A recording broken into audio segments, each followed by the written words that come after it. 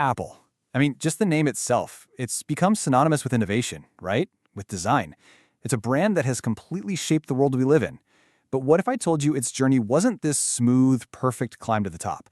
What if it was actually a story of catastrophic failure and one of the greatest comebacks in history?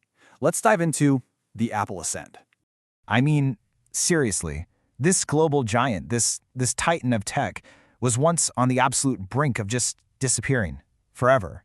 That's right, just 90 days. Can you believe that? The company we think of as the most innovative in the world was just 3 months away from total collapse. We're not talking about a stumble here. This was a straight-up freefall into nothing. So the big question is, how on earth did they get there?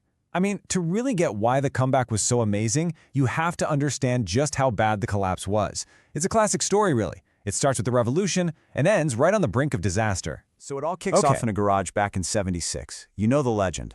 By '84, they released the Macintosh, which was a total game changer. I mean, a computer with a friendly graphical interface, it was a revolution. But that momentum just didn't last. In a move that's still kind of shocking, Steve Jobs, the visionary guy behind it all, gets forced out in 1985. And without him at the helm, the company just drifted. By 1997, it was basically on life support. And really, this slide sums up the whole problem. Apple's original vision, it was so clear, so powerful. Just make technology simple for people. Easy, right? But after Jobs was gone, the company completely lost the plot. It became this chaotic mess of way too many products, a strategy that made no sense, and basically zero real innovation. And here's the kicker. While Apple was totally fumbling around internally, a giant was taking over on the outside. Yep, Microsoft. Their cheaper Windows PCs were suddenly everywhere. They were just dominating the market and pushing Apple right to the very, very edge.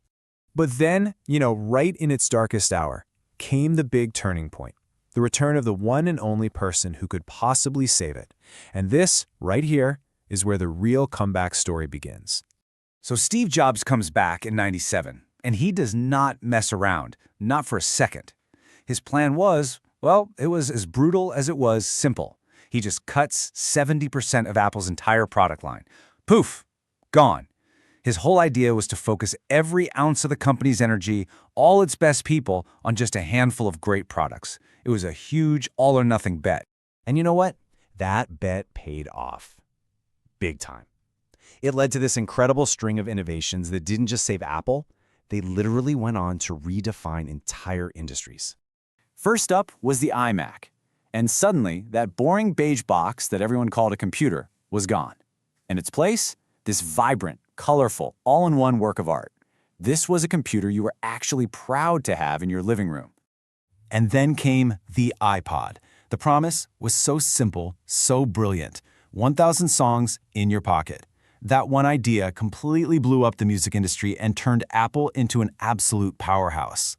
And then, of course, the iPhone. Look, this thing wasn't just another phone. It was a total revolution. It put a powerful computer, an amazing camera, and the whole internet into this one little device that, let's be honest, changed society forever. Okay, so the products were obviously incredible. But the comeback story isn't just about cool gadgets. It's about how they built a completely unshakable empire. So let's pull back the curtain and look at the actual playbook they used. It really boils down to these 4 pillars, and the genius is how they all work together. It all starts with what we call vertical integration. Basically, they control the hardware and the software. That lets them build this seamless ecosystem. Where your iPhone, your Mac, your watch all just work together perfectly. That makes it super hard to leave, right?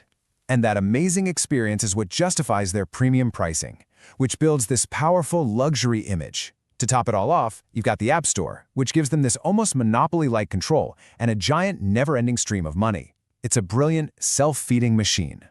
But listen, none of that fancy business strategy would work without their absolutely legendary marketing.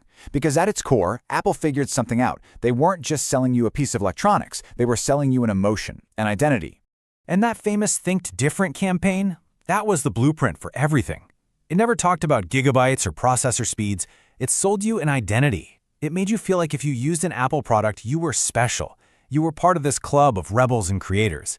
Their ads were so simple and powerful. And their product launches, they turned them into these massive global events that everyone had to watch.